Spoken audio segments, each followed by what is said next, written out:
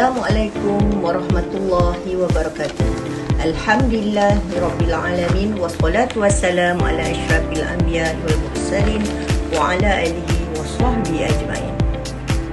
Saya Salawati binti Mat Amin, pelajar AMTC Program Sijil Profesional Haji dan Umrah batch ke-10 2023. Alhamdulillah, untuk tutasan kali ini saya ingin membincangkan tajuk taharah. Tajuk taharah merupakan perkara penting dalam kehidupan seseorang Muslim kerana ia punca atau asas penerimaan segala amal ibadah. Taharah dari segi bahasa bermaksud bersih dan suci. Dari segi istilah pula bermaksud bersih dan suci daripada najis dan hadas hingga membolehkan seseorang melakukan ibadah. Taharah bermaksud suci dan bersih daripada kekotoran dan najis. Najis ini sama ada najis hissi atau najis maknawi. Apa itu najis hissi? Najis hissi ialah najis yang nyata, najis yang boleh dilihat, boleh disentuh, boleh dirasa dengan panca indera seperti darah, air kencing dan lain-lain. Apa itu pula najis maknawi? Najis maknawi ialah sesuatu yang abstrak, tak boleh dilihat atau dipegang, tetapi najis di sisi pandangan syarak. Ianya meliputi perbuatan maksiat dan mungkar yang ditegah oleh agama. Sebagaimana firman Allah Subhanahu Wa Taala dalam surah Al-Maidah ayat 90. Dalam ayat di atas bermaksud berjudi, minum arak, sembah berhala dan menilik nasib adalah rijsun, iaitu kekotoran, najis.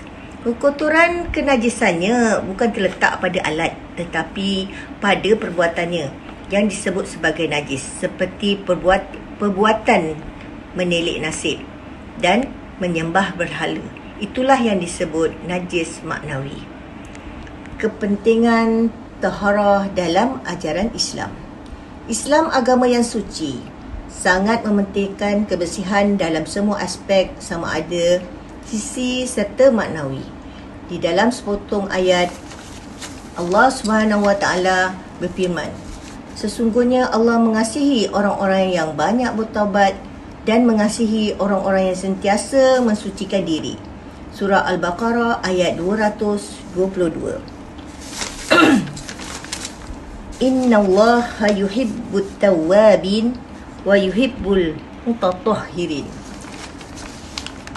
Semua ibadah yang disyariatkan berkait rapat dengan taharah atau kebersihan. Pertama, solat. Solat tidak sah jika tidak dilakukan dalam keadaan bersih dan suci dari najis hissi dan maknawi.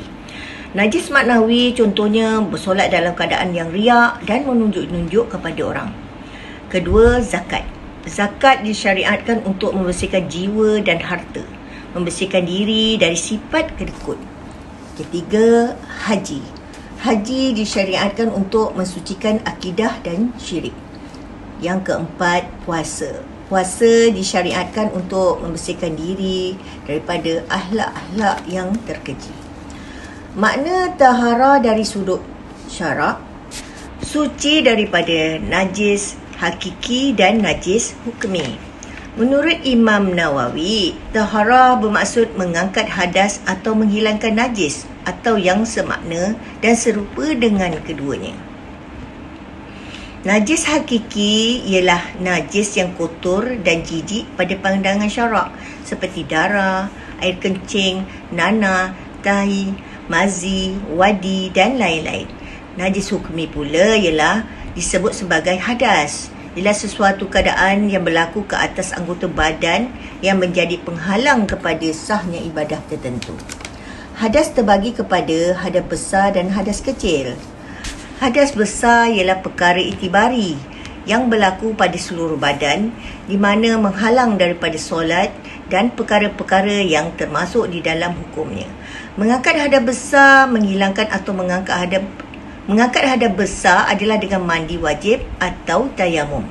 Jika terdapat keuzuran berdasarkan firman Allah dalam surah Al-Maidah ayat 6 yang bermaksud, jika kamu junub maka mandilah, dan jika kamu sakit atau dalam perjalanan atau kembali dari tempat buang air atau menyentuh perempuan, maka jika kamu tidak memperolehi air, maka bertayamumlah dengan debu yang suci. Kesimpulannya, seseorang hamba yang ingin melakukan ibadah kepada Allah perlu memastikan dirinya itu sama ada dia berada dalam keadaan suci dan bersih daripada sebarang bentuk kekotoran atau sebaliknya. Sah atau tidak ibadah itu bergantung kepada keadaan suci atau tidak diri seseorang Muslim itu. Semoga Allah menerima segala amal ibadah yang kita kerjakan sepanjang hayat dan memberikan kefahaman yang jelas kepada kita semua. Semoga penerangan saya ini memberi manfaat kepada pendengar di luar sana. Sesungguhnya yang baik itu datangnya daripada Allah Subhanahu Wa Taala dan segala kekurangan itu dari diri saya sendiri. Sekian, terima kasih.